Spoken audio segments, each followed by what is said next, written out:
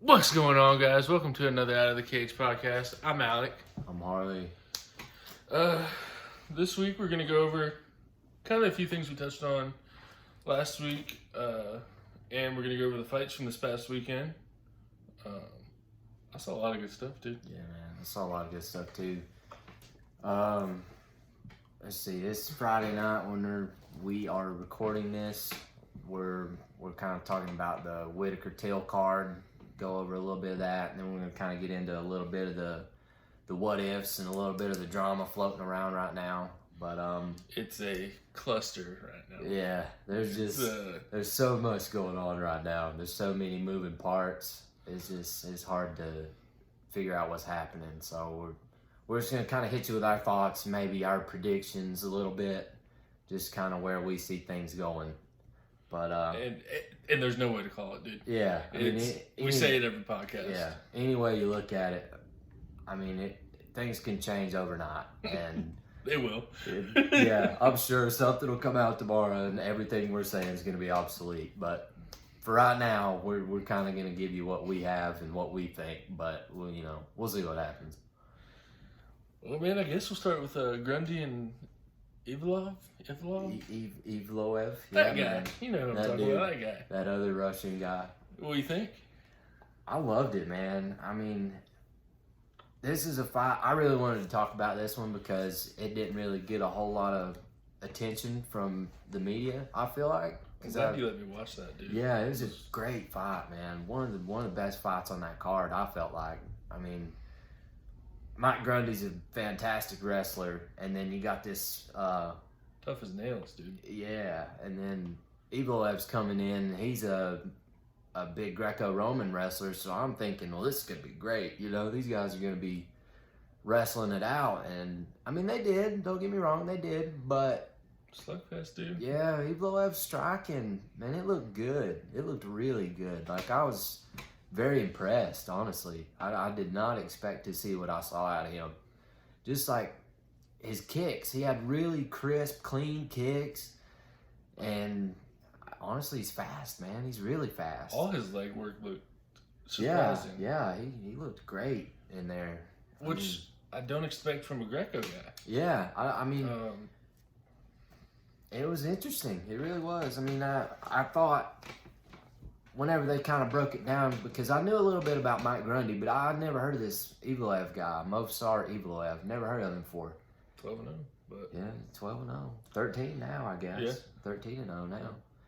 But I thought, if Grundy can get the takedown, because he's a big freestyle wrestling guy, I thought, if he can get the takedown, he'll probably be able to hold him down and do whatever he wants, because Greco-Roman is more upper body, like clinch work type of thing. So I was thinking, Grundy shoots a good takedown, he's probably got this thing. they both have their place, though, dude. Yeah. I couldn't have been more wrong. And a lot of so Grundy, obviously, if you've seen him fight before, I've seen him a couple times. Not super.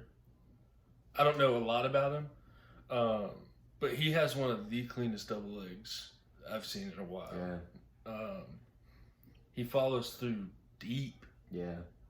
When he shoots, he gets in there. I mean, he really gets in there. He couldn't keep Evelov down though, dude. No, man, he couldn't hold him down. And like you said, those leg kicks, he looked crisp, man. He moved really well. Yeah, I didn't watch that fight actually, and Harley was like, dude, you gotta watch this. So I watched it when I first got over here today, and you weren't lying, man. That was a banger. It was a good fight. Yeah. Like I was saying, honestly, I was shocked that nobody else was really talking about Right. it. It's like, I listened to like Chaelson and Bisping, and I listened to all these guys' Listen podcasts. to everything, dude. Nobody was really talking about it. So I was like, this guy needs a little bit of shine, He really looked great in there, and nobody's saying anything. So I kind of wanted to give him a quick plug because I thought he looked great. That's why you tune into us. Yeah, 'cause we're hitting you with the little known facts. And our Maybe thing not is, all, but we're gonna try. we We're try. We try. We want to. I think Harley and I were talking about it earlier. We want to hit those points that a lot of these guys don't hit. because the cycle changes, dude. Either of these guys could be top 5 guys here in the next year, next 12 months. Oh, yeah. And if you're a hardcore fan, you know, it's hard to keep up with how these guys switch out. Like Calvin Cater flying up through the ranks, and your Dan Hookers, and your so on and so forth. I guess that leads us into... Yeah, that's a really good segue right into this next guy. So we have another guy that I heard about him, didn't really buy into him, I guess. Did you? The first fight, no. I saw some things in the first fight where I was like, okay, this guy's pretty good. Second fight, that sold me. So we're talking about this guy, Khamzat Chimaev. They call him Khabib 2.0. And he is. He lives up to the name, let me tell you.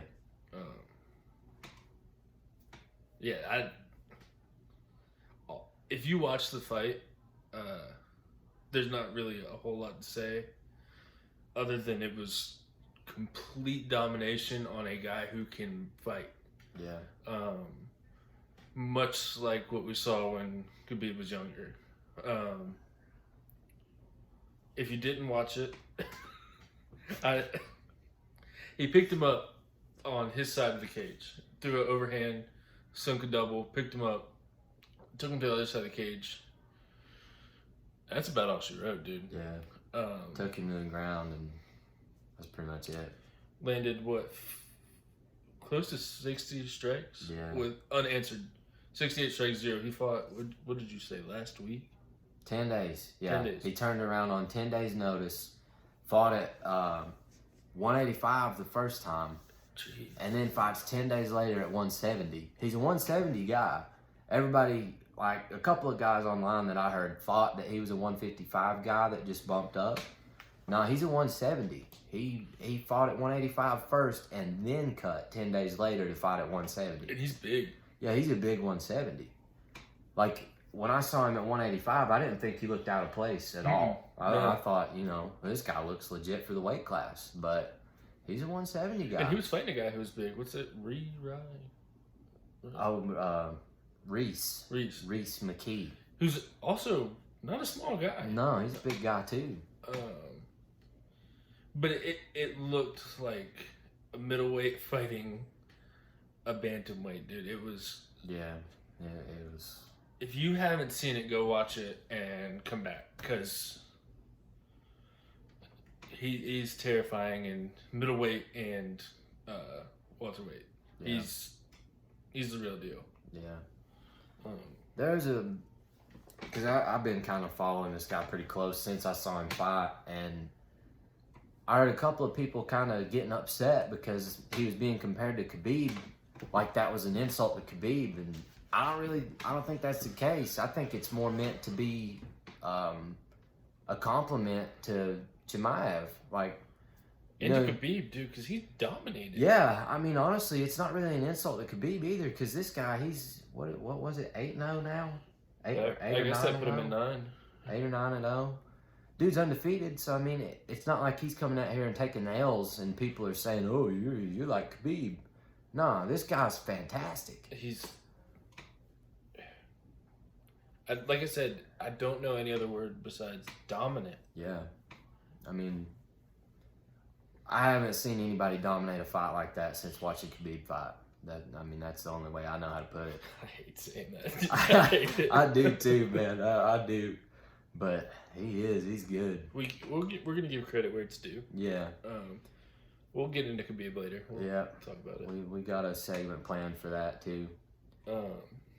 So I want to ask you, do you think he's the guy to beat Usman? I think if Burns doesn't, I think he can. Yeah. How about, do you think he'll be our champion eventually? Yeah.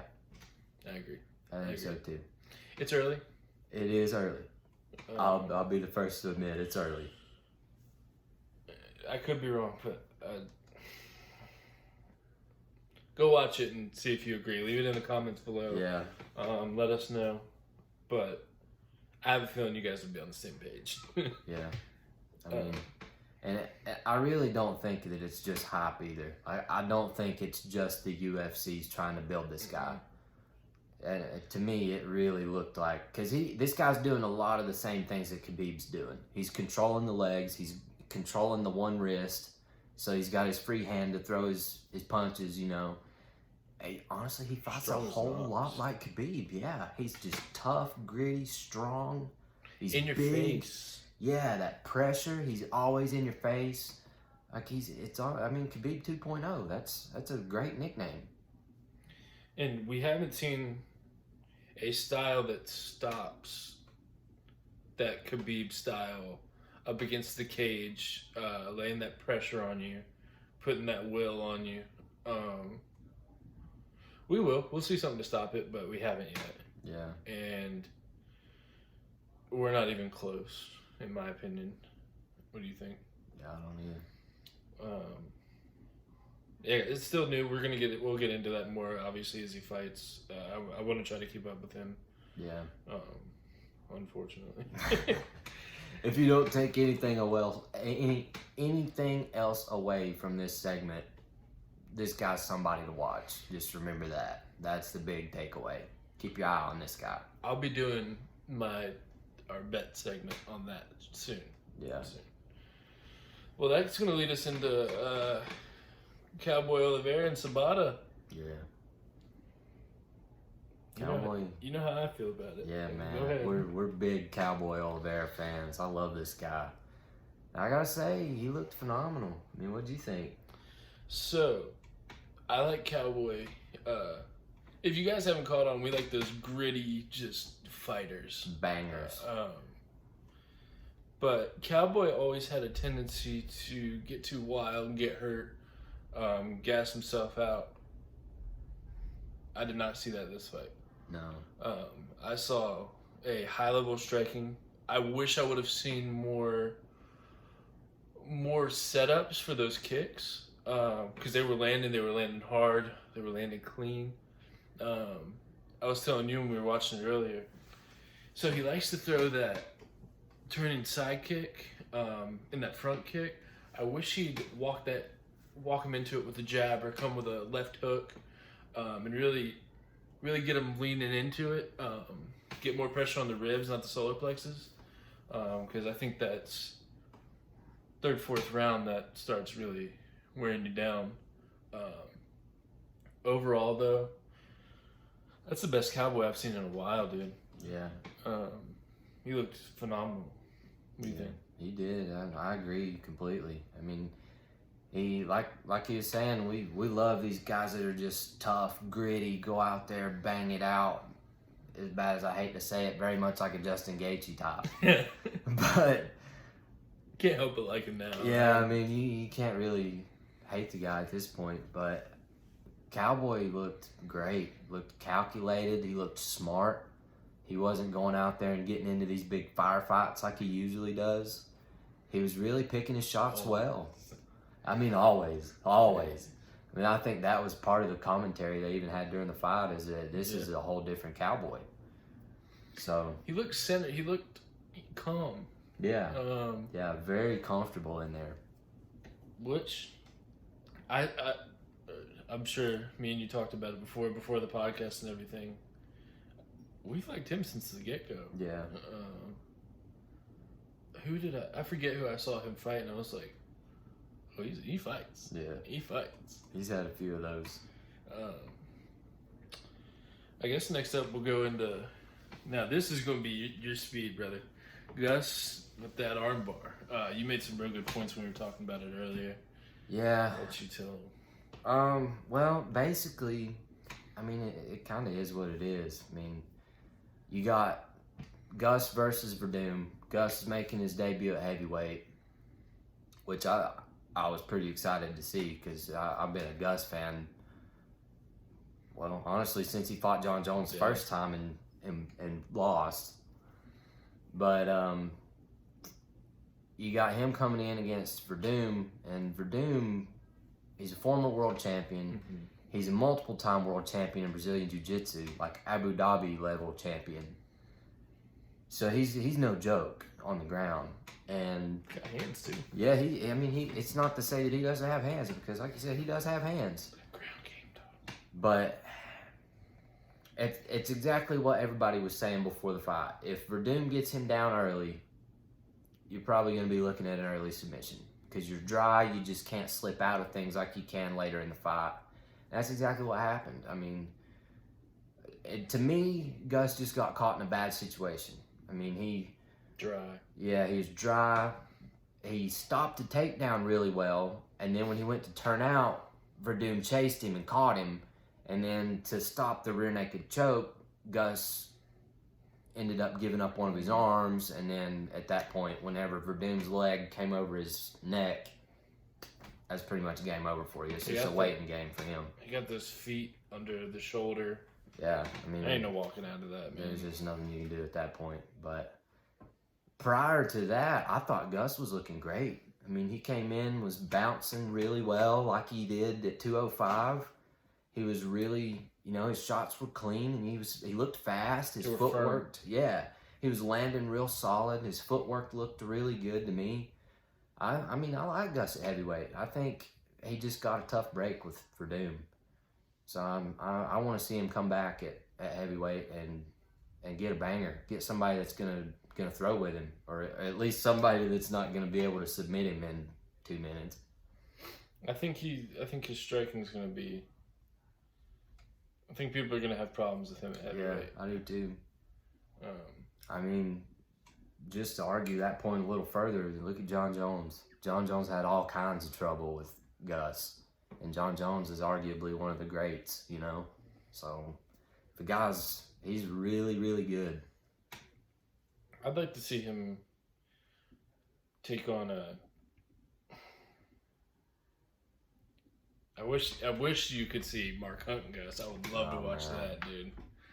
Talking about a dream fight. Because Gus is tough as nails. Yeah, he is. He's tough as they come. But yeah, man, I think...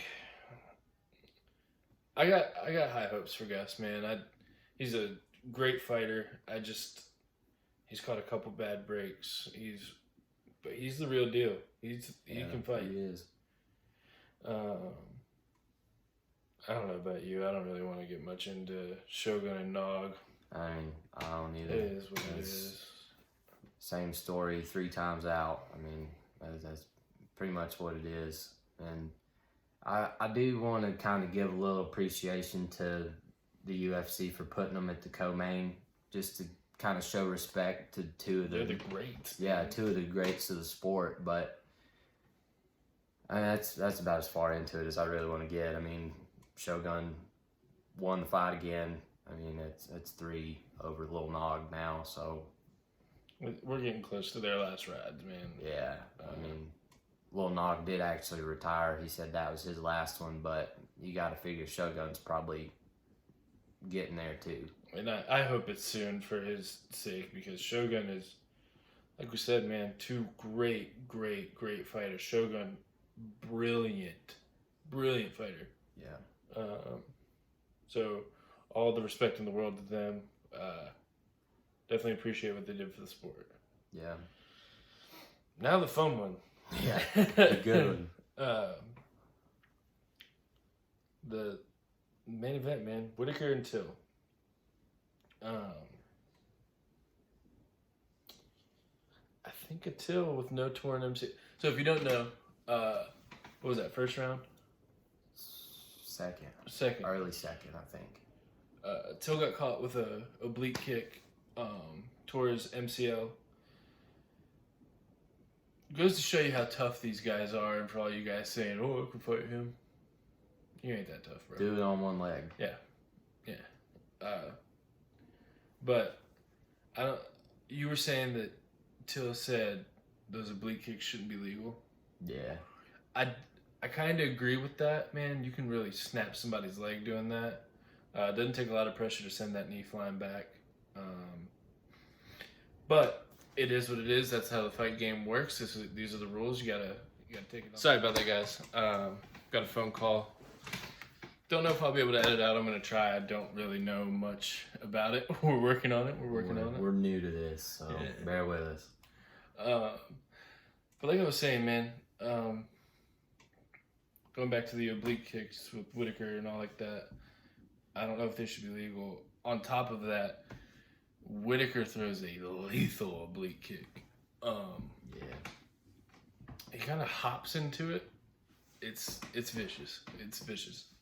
Yeah, that's what I was gonna say. I mean, not just his pure kicking strength. He kind of puts his weight into it too. Like he almost jumps on it when he throws it. Yeah, it's almost like a stomp. So it's vicious. It is. What do you think about the fight, man? It was a great fight, honestly. I mean, God, what was it? Paulo Costa had, bad things to say about it, but I mean, that dude complains about everything at this point. Paulo. Yeah, but I thought I thought it was a great fight, though. I mean, these guys are, Darren Till especially is like a super technical striker, and Whitaker is no slouch of his own.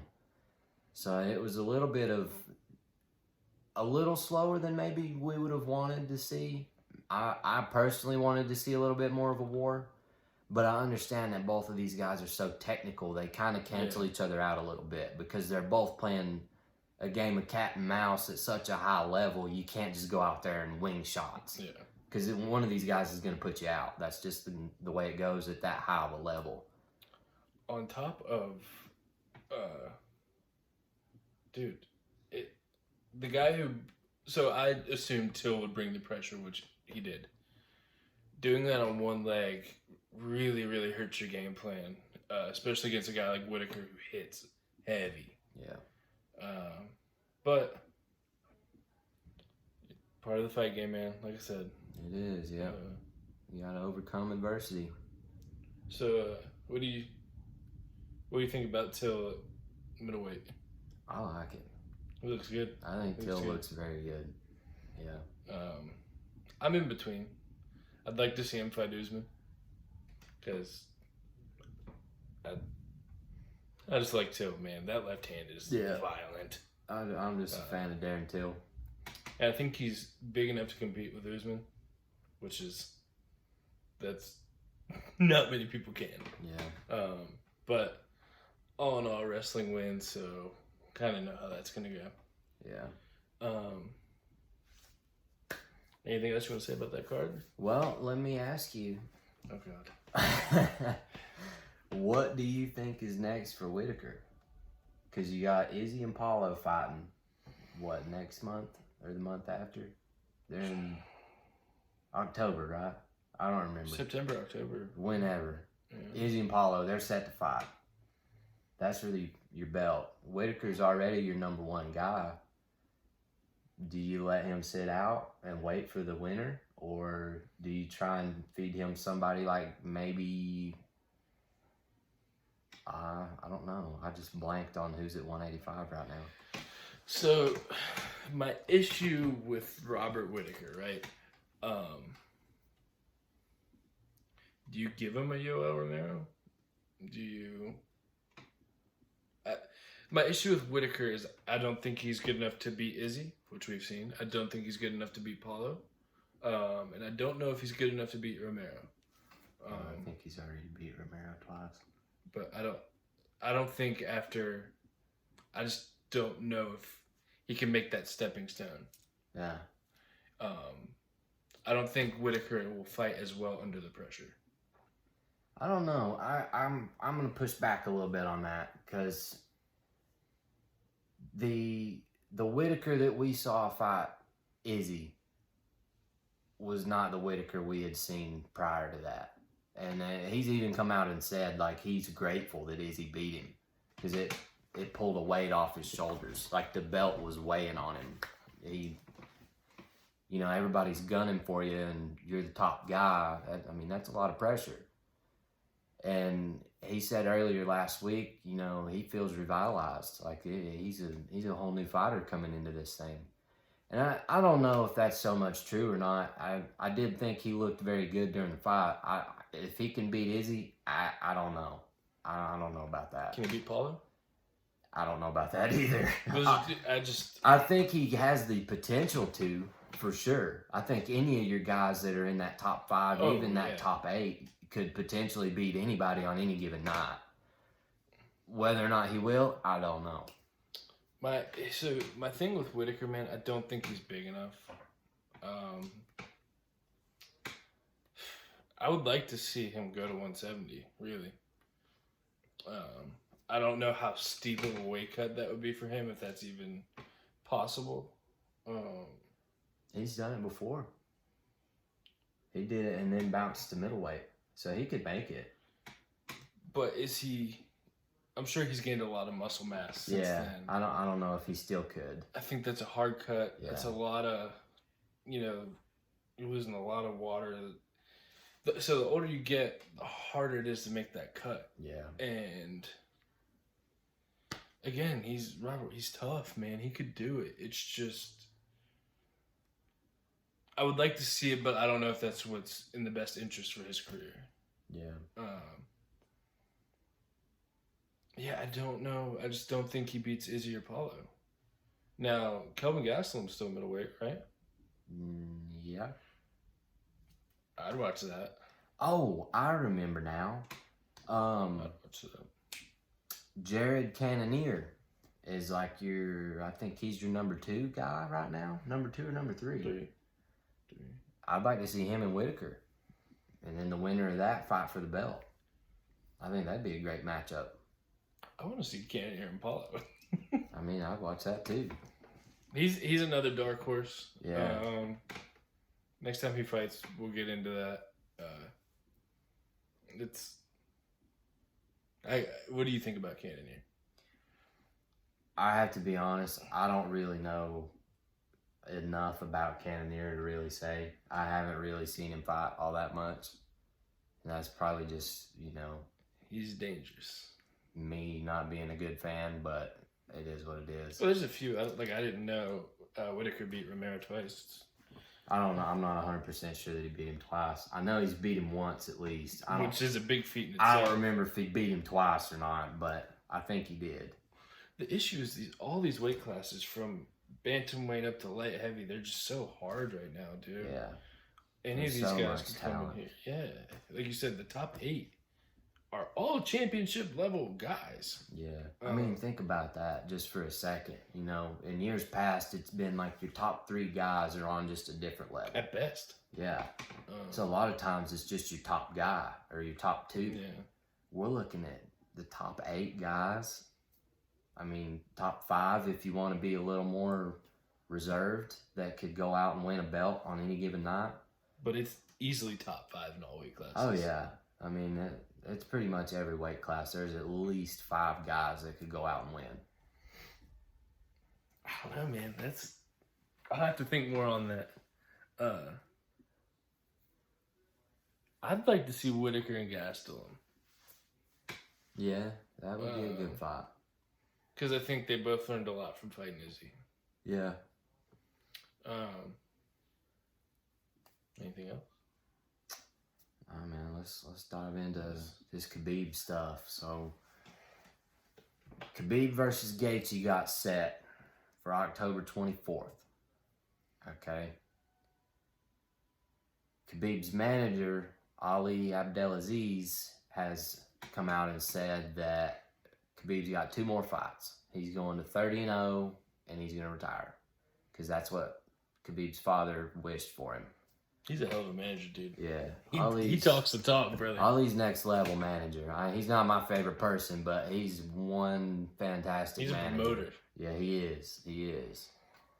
So,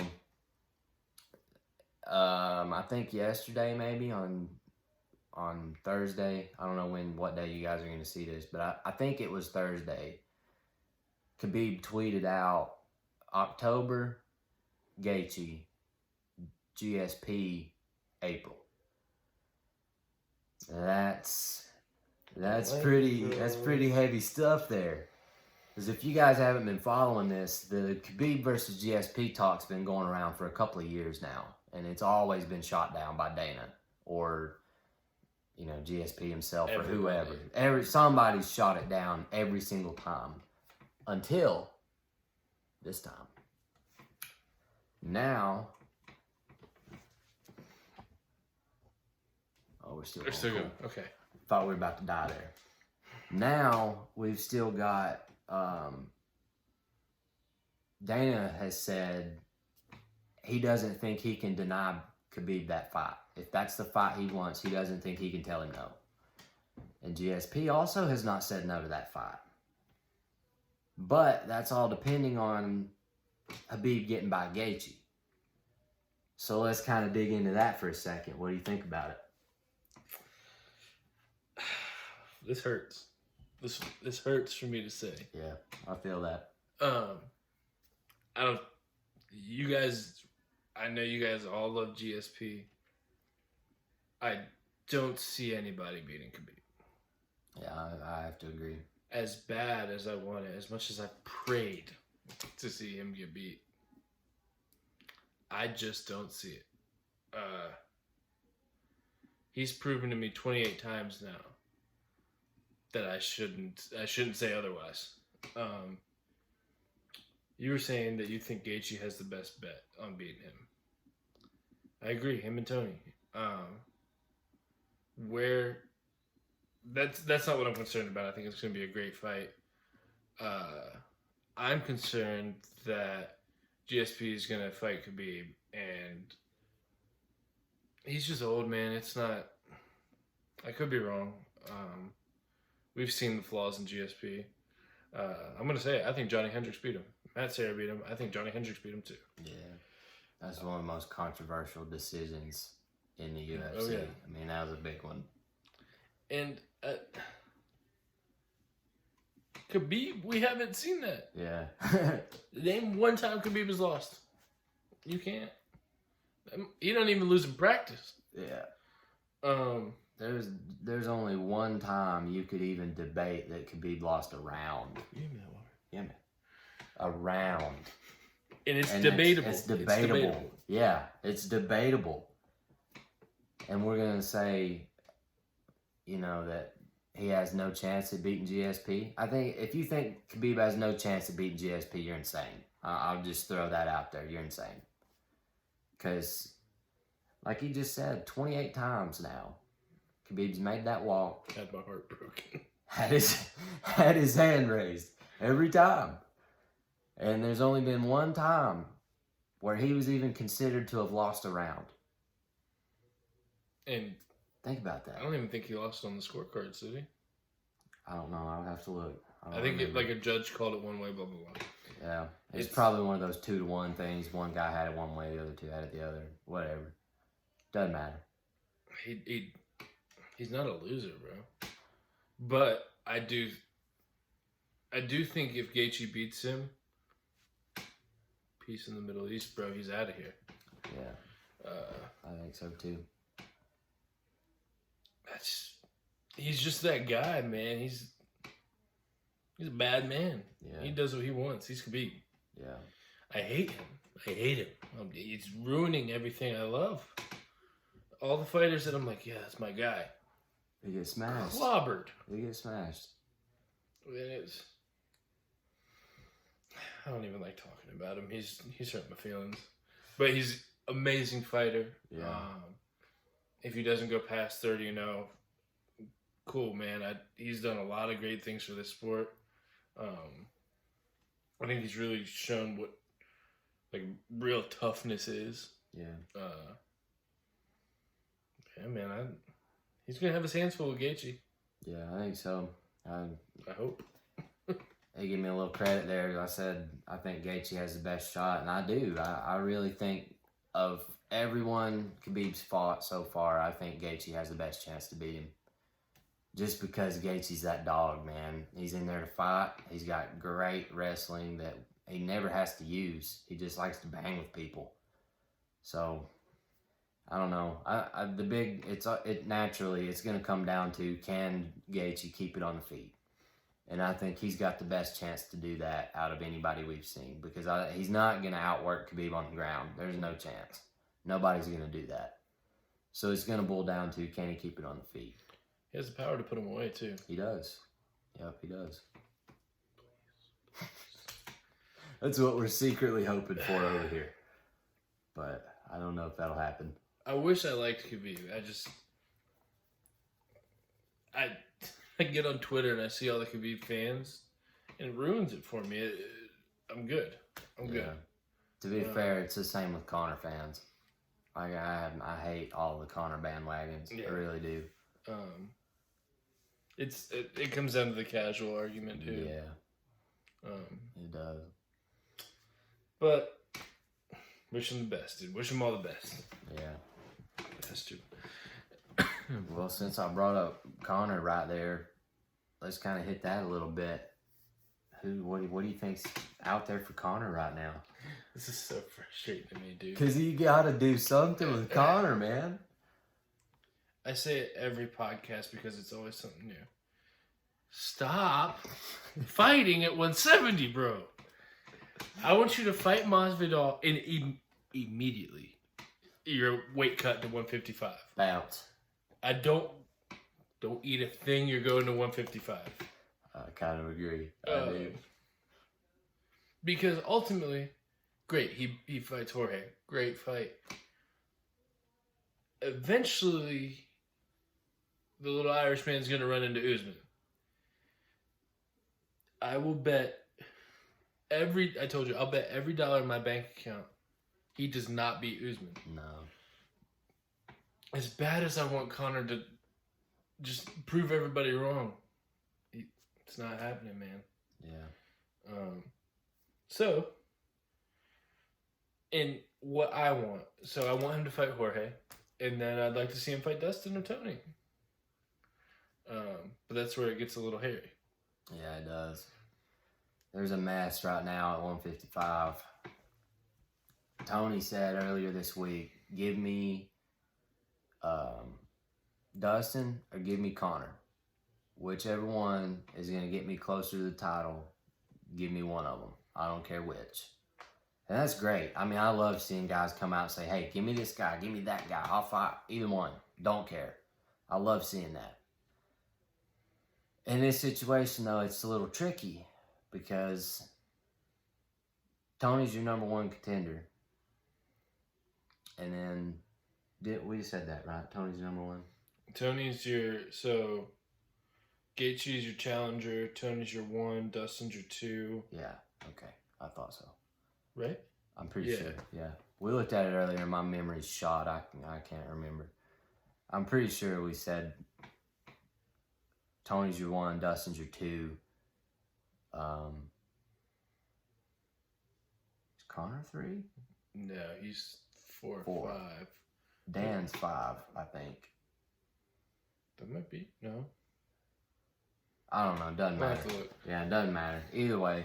We're not going to go by rankings. Yeah, this is just... It's politics. It's a mess, yeah. It is politics. That's great. It's politics. But,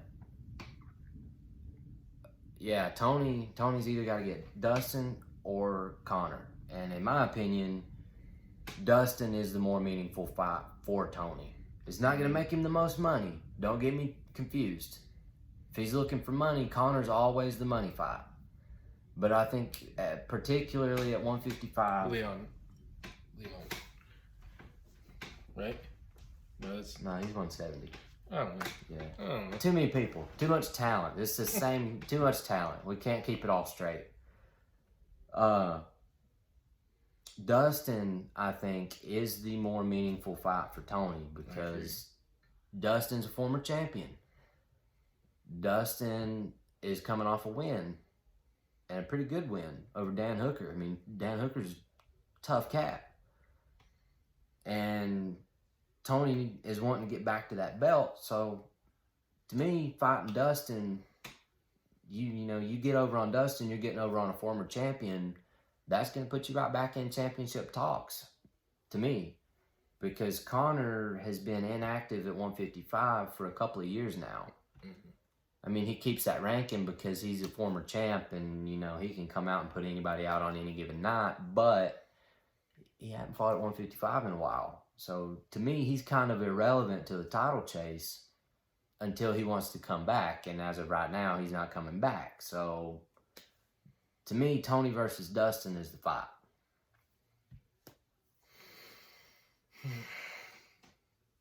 And this is... So many things could happen, right? Khabib has 2 fights left on his contract. We were talking about this earlier. So he fights Gaethje.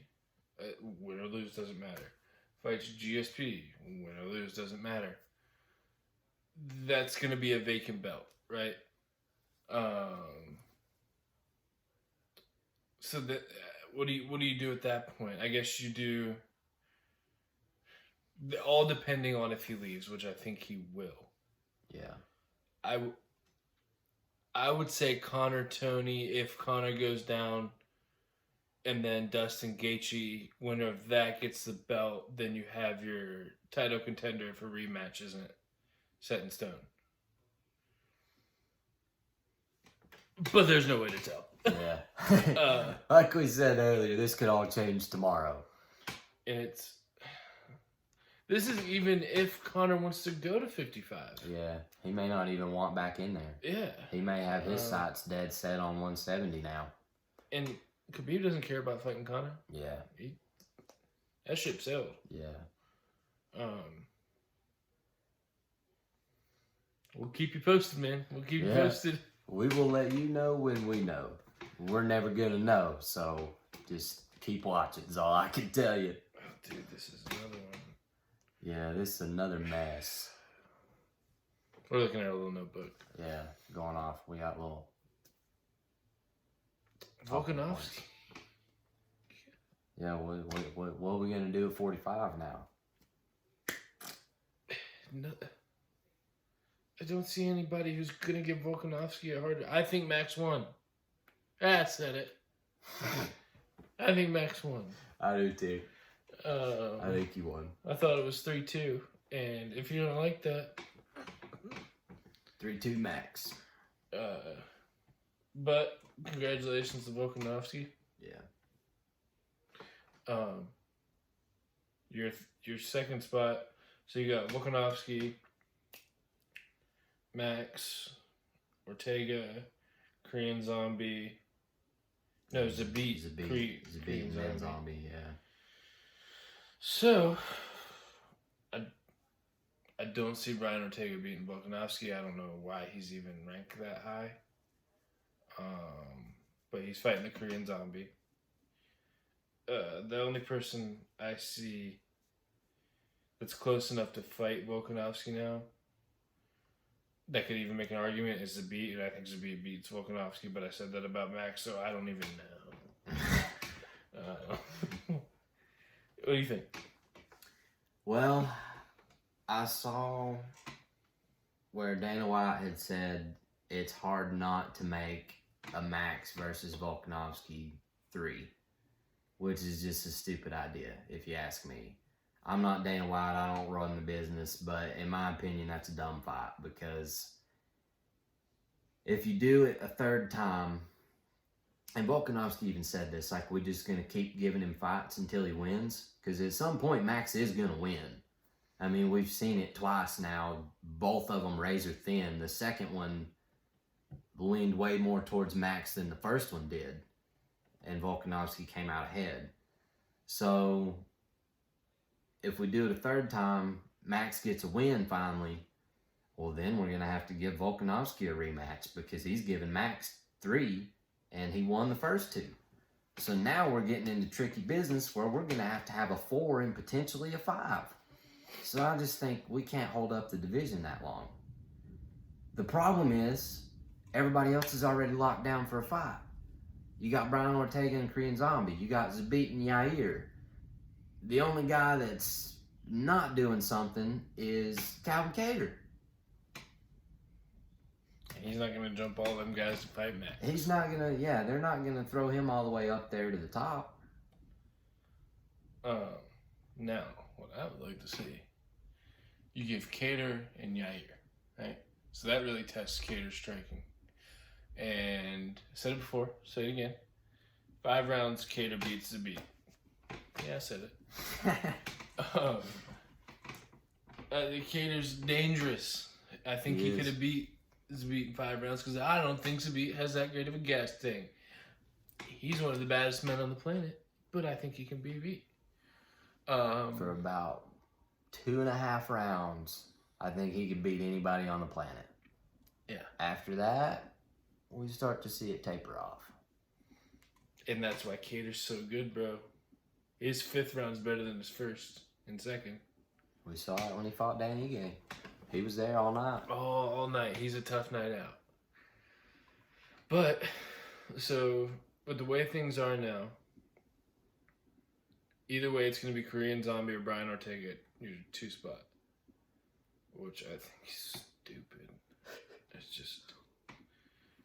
I want Brian Ortega to beat Zabit. That's what I want. If he beats him, kosher, brother. Stay where you're at. Who's the last person Ortega fought? Was it Holloway? I think there was a fight in between. But let's talk about that. Holloway butchered Ortega, bro. That was rough. Beat the wheels off of him. And you want to send him to Volkanovski? Listen, dude. I don't know what's going on with those ranks. Give me, in a perfect world, I would take Kattar and Yair, Zabit and Max, and then Ortega and Korean Zombie, and the winner of Max and Zabit fights Volkanovski. But we're in no man's land with Volkanovski right now. Yeah. Even though he's the champion, it's honestly kind of tough to beat him because who you fight now? Everything's locked down, but yeah, the only option he has is Max and Kattar, like you said. That's why it's tough not to make the 3. That's what Dana said anyway. I still think that's a terrible idea, but Dana's like, it's hard not to do. And I see that because everybody else is tied up. And also, I think you put it in a new place and give Max some different judges. Because I'll die on this hill. Max should be your champion. Yeah. And then you could really have a Volkanovski Max 3 to settle the score. I don't know, man. I'm not going to get into the whole judging thing because I do it every time, but it's frustrating at this point, dude, because you got some of the greatest... Max Holloway's probably going to go down as one of the greatest fighters of all time, and you robbed him, in my opinion. Not robbed him. He won that fight, though. You could have done better. Could have done a lot better on that score. But we'll see. What do you think? Yeah, I mean, honestly, I don't know where else to go with that. I mean, it is what it is. Hopefully, once we get some of these fights out of the way, we'll have a clear-cut top 3, top 4. Until then, we can't really. We're just waiting to hear what Dana says, just like everybody else. Mm-hmm. Uncle Dana. I don't know, man. He does good. He's all right. Yeah, whatever, bro. He's okay. What else you got? Hey, man, that's all for me. Well, that's my talking points. All right. Well, sorry, guys. This has been another episode of Out of the Cage. Guys, please like, comment, subscribe. Again, I say it every time. Leave comments, man. Let us know. Yeah. Send us a message too. We read messages. I'm gonna go ahead and say it. Adam Townsend, if you're watching this, you know Randy Baker. We would like to have you on the podcast, my friend. Yep. For all of you who don't know Adam Townsend, he's from East Tennessee. He's a bad man. He's a bad man. Well, hopefully we'll get him on here. We'll be able to talk to you guys. I'd like to pick his brain about what he thinks is going on. But yeah, guys, let us know anything you got, and we'll see you next time. Peace.